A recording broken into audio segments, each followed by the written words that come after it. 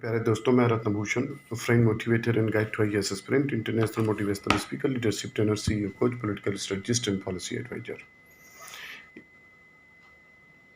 यस्य सर्वे समारंभ काम संकल्प वर्जिता ज्ञानाग्रदंग कर्माण तमाहु पंडितम बुद्धा। जिस व्यक्ति का प्रत्येक प्रयास इंद्रिय तृप्ति की कामनाओं से रहित होता है उसे पूर्ण ज्ञानी समझा जाता है। उसे ही साधु पुरुष ऐसा कर्ता कहते हैं जिसने पूर्ण ज्ञान की अग्नि में कर्म फलों को भस्मसात कर दिया है। इस श्लोक को मैंने श्रीमद् भगवत गीता से लिया है। The most important news of today's are source Dainik Jagran, Navbharat time. हालात बदले, कश्मीर में परवान चढ़ी जल जीवन मिशन योजना। जल जीवन मिशन योजना। कश्मीर में अब न तो आतंकवाद बाधा है और न ही आर्थिक संसाधनों की कमी। इससे हालात तेजी से सुधर रहे हैं और विकास परियोजना परवान चढ़ रही है। प्रधानमंत्री नरेंद्र मोदी की जल जीवन मिशन योजना कश्मीर में बड़ी कामयाबी है। कोरोना काल के बावजूद श्रीनगर और गादरबल जिलों में निर्धारित समय से 1 साल पहले ही घर में नल से की जा रही जलापूर्ति लोगों को प्यास बुझा रही है। अब ये दोनों जिले देश के उन चुनिंदा 9 जिलों में शुमार हो चुके हैं जहां हर घर में स्वच्छ जल आपूर्ति की सुविधा है। उत्साहित प्रशासन अब स्मार्ट मीटर स्थापित करने की योजना पर भी गंभीरता से विचार करने लगा। प्रदेश में गांदरबल, श्रीनगर, शोपियां, पुलवामा, पुंछ, रियासी और साबा जिले को पहले चरण में रखा गया है। गांदरबल और श्रीनगर प्रशासन की चुस्ती ने हर घर में नल से पेयजल उपलब्ध कराने का लक्ष्य हासिल कर लिया। सांबा, रियासी व शोपियां में भी काम तेजी से जारी है। प्रदेश के हर घर तक पहुंचने के लिए 11 लाख घरों में पेयजल कनेक्शन उपलब्ध कराने हैं। गांदरबल में 45,280 कनेक्शन लग चुके हैं। 3 लाख से अधिक की आबादी वाले गांदरबल में 9 ब्लॉक, 6 तहसील और 150 से अधिक पंचायतें हैं। यहाँ के कई गांव तो पूरी तरह से प्राकृतिक स्रोतों पर निर्भर थे जो काफ़ी दूर हैं। वहीं 7 तहसीलें, 4 ब्लॉक और 11 लाख की आबादी वाले श्रीनगर के कई ग्रामीण क्षेत्र हैं। क्या यह योजना जल जीवन मिशन योजना?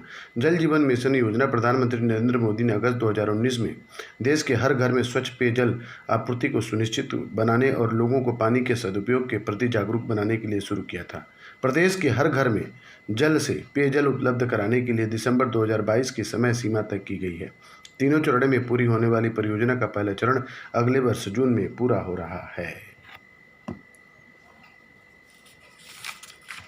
2 साल में अमेरिका, ब्रिटेन जैसा होगा देश का रोड इंफ्रास्ट्रक्चर, गडकरी। कई रणनीतिक सुरंगों और पुलों से लेकर 22 ग्रीन एक्सप्रेसवे निर्माण में लगा भारत अगले 2 साल में इस क्षेत्र में अमेरिका, ब्रिटेन और ऑस्ट्रेलिया जैसे विकसित देशों की कतार में आ जाएगा। केंद्रीय मंत्री नितिन गडकरी ने एक साक्षात्कार में बात कही। उन्होंने कहा कि इंफ्रास्ट्रक्चर के मामले में एकीकृत रणनीति पर जोर दिया जा रहा है। सड़क परिवहन एवं राज्य मार्ग मंत्री गडकरी ने देश के इंफ्रास्ट्रक्चर को नई ऊंचाई पर ले जाने के लिए प्रधानमंत्री नरेंद्र मोदी के दृष्टिकोण के अनुरूप एकीकृत तरीके से काम किया जा रहा है। नए राजमार्गों का निर्माण करते समय ही ऑप्टिकल फाइबर, ट्रांसमिशन लाइन और गैस पाइपलाइनें बिछाने की रणनीति है। उन्होंने कहा कि बिजली मंत्रालय ट्रांसमिशन लाइन के लिए योजना बनाएगा और सूचना प्रौद्योगिकी मंत्रालय ऑप्टिकल फाइबर के लिए अपनी मंजूरी देगा। इसी प्रकार जो बड़ी सड़कें बन रही हैं वहाँ गैस पाइपलाइन बिछाई जा सकती है। प्रस्तावित 22 ग्रीन एक्सप्रेसवे के साथ ऐसी तैयारी है। इसमें से 1 लाख करोड़ रुपए के लिए दिल्ली मुंबई एक्सप्रेसवे समेत 7 पर काम शुरू हो गया है। उन्होंने कहा कि मुझे भरोसा है कि अगले 2 साल में आप एक बदला हुआ भारत देखेंगे। हम अमेरिका, ब्रिटेन, ऑस्ट्रेलिया और जर्मनी में सड़कों, सुरंगों और पुलों के क्षेत्रों में जो काम देखते हैं उसी तरह का काम अपने देश में मिलेगा। गडकरी ने कहा, देश के विभिन्न क्षेत्रों में कई रणनीतिक सुरंगों और पुलों का निर्माण हो रहा है। इसके अलावा 3.10 लाख करोड़ रुपए की लागत से 22 ग्रीन एक्सप्रेसवे का निर्माण किया जा रहा है। इसमें से 7,500 किलोमीटर के एक्सप्रेस पे 1-2 साल में पूरे करने की योजना है। उन्होंने बताया कि मध्य प्रदेश में 8,250 करोड़ रुपए की लागत से चंबल एक्सप्रेसवे के निर्माण के लिए बातचीत अंतिम स्टेज पर पहुंच रही है। यह अपनी तरह की पहली परियोजना जिसमें राज्य सरकार के साथ गठजोड़ किया जा रहा है। सूक्ष्म, लघु एवं मझौले उद्यम की भी जिम्मेदारी संभाल रहे गडकरी ने कहा कि जम्मू कश्मीर में रणनीतिक रूप से महत्वपूर्ण 2,379 करोड़ रुपए की लागत वाली जेड मोड़ सुरंग परियोजना लंबे समय से अटकी है। अब इसे मंजूरी मिल गई है और जल्द ही निर्माण शुरू होने की उम्मीद है। उन्होंने जोजिला सुरंग का भी उल्लेख किया। 1,320 किलोमीटर लंबे दिल्ली मुंबई एक्सप्रेसवे का जिक्र करते हुए केंद्रीय मंत्री ने कहा कि इससे दिल्ली मुंबई के बीच 24 घंटे से कम होकर 13 घंटे रह जाएगा। केंद्रीय मंत्री ने कहा कि ऑप्टिकल फाइबर, ट्रांसमिशन लाइन और गैस पाइपलाइन के अलावा राजमार्गों के साथ इंडस्ट्रियल क्लस्टर भी बनाने की योजना है। गडकरी ने कहा कि कोरोना महामारी के कारण परियोजनाओं के क्रियान्वयन में कुछ बाधाएं आई हैं, लेकिन मंत्रालय इसे संकट को अवसर में बदलने लगा है। मोदी की लोकप्रियता के सहारे ट्रंप का चुनाव प्रचार।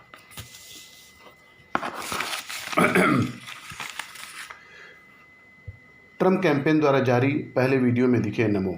अमेरिका के दोनों प्रमुख पार्टियां डेमोक्रेट और रिपब्लिकन भारतीय मूल के मतदाताओं को लुभाने को कोई मौका नहीं छोड़ना चाहते। डेमोक्रेटिक पार्टी ने जहां उपराष्ट्रपति पद के लिए कमला हैरिस को उम्मीदवार बनाकर मास्टर स्ट्रोक चलाया, वहीं ट्रंप कैंपेन ने शनिवार को जारी किया कि अपने पहले वीडियो विज्ञापन में पीएम मोदी की लोकप्रियता का फायदा उठाने की कोशिश की। विज्ञापन में इसी वर्ष फरवरी में अहमदाबाद में हुए नमस्ते ट्रंप कार्यक्रम से जुड़ी एक क्लिप शामिल है, जिसे मोदी और ट्रंप अपार जनसमूह के संबोधित करते हुए दिख रहे हैं। ट्रंप विक्ट्री फाइनेंस कमेटी के राष्ट्रीय अध्यक्ष किबली गुडलभाई ने वीडियो जारी करते हुए ट्वीट किया, अमेरिका भारत के साथ बहुत अच्छे संबंध रखता है और हमारे अभियान को भारतीय मूल के अमेरिकियों का अच्छा समर्थन मिल रहा है। भारतवासियों के संपर्क में रहने वाले कैंपेन का मुख्य नेतृत्व कर रहे राष्ट्रपति के बेटे डोनाल्ड ट्रंप जूनियर ने गुडलबाई के ट्वीट की रीट्वीट भी किया। वीडियो जारी करने के कुछ घंटों के अंदर ही इसे ट्विटर पर 66,000 से ज़्यादा लोगों ने देखा।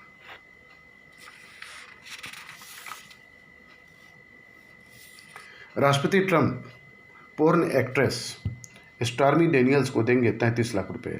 लॉस एंजल्स की एक अदालत ने राष्ट्रपति ट्रंप पोर्न एक्ट्रेस स्टॉर्मी को उनकी कानूनी लड़ाई के लिए वकील के शुल्क के रूप में 44,100 पोर्न एक्ट्रेस 33 लाख देने का आदेश दिया। पोर्न स्टार का दावा उनका ट्रंप के साथ अफेयर था, हालांकि ट्रंप इससे इनकार करते रहे हैं।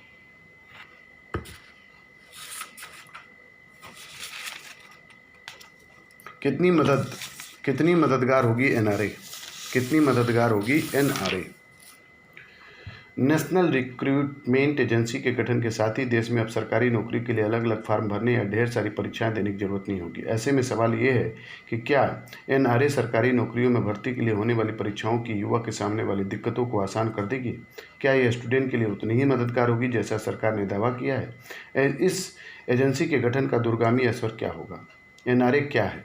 सरकार के प्रस्ताव के अनुसार अगले साल से ही रेलवे, बैंक और एसएससी की परीक्षाएं इस एजेंसी से जुड़ जाएंगी। बाद में तमाम दूसरी परीक्षा लेने वाली एजेंसियां भी इसके दायरे में आएंगी। अभी देश में 20 से अधिक एजेंसियां सरकारी पदों को भरने के लिए परीक्षाएं आयोजित करती हैं। सरकार के अनुसार लगभग 1,25,000 सरकारी पदों के लिए 2,50,00,000 स्टूडेंट को एक ही फॉर्म भरना होगा। एक ही प्रारंभिक परीक्षा देनी होगी। एक कैलेंडर जारी किया जाएगा। फॉर्म भरने से लेकर रिजल्ट जारी करने तक डेट पहले से तय होगा। पूरी प्रक्रिया 8 महीने के अंदर समाप्त हो जाएगी।